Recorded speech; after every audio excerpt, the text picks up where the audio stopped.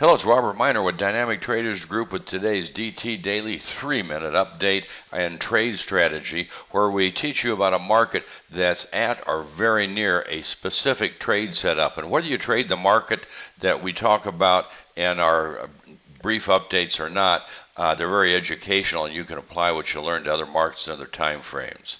Okay, let's get going and take a look at an immediate or very upcoming trade strategy.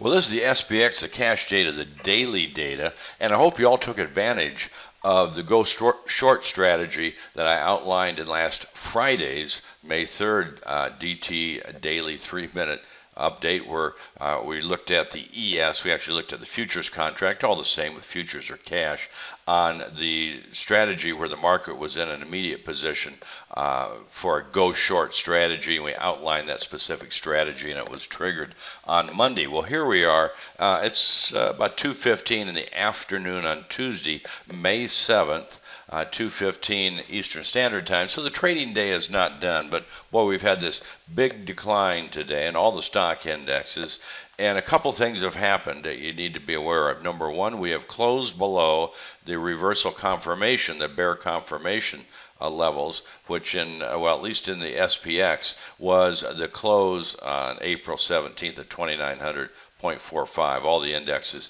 had an equivalent close below that confirmed a weekly bear trend.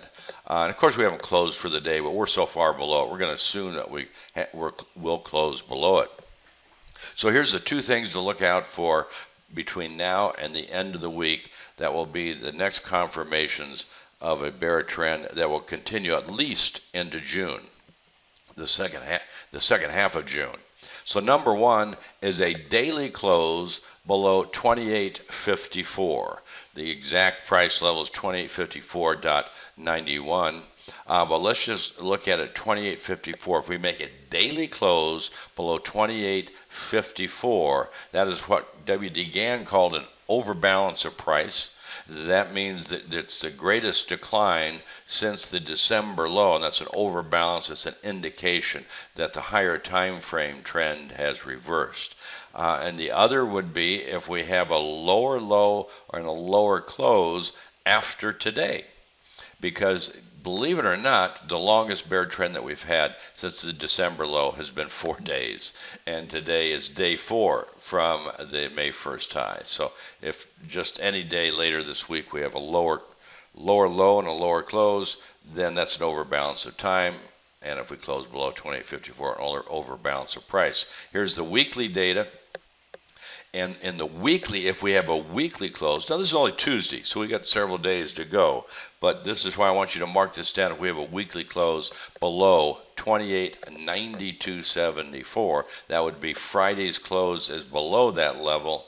Then again, it confirms a weekly, we've completed a weekly high. It'll also be what we call a 5-close reversal. That'll mean in this 1 week it will have closed below the closes of the past 5 weeks. So if we make that daily confirmation, weekly confirmation, we will see the stock indexes on a net bear trend into the second half of June and reaching the 50% retracement around 26.50 in the SPX. So those are important signals. Write them down. We'll know by the end of this week if they're made, and if they're made, they're bearish confirmation signals to reach at least this 50% retracement in the indexes and not make a corrective low prior to the second half of June, ideally around June 21st.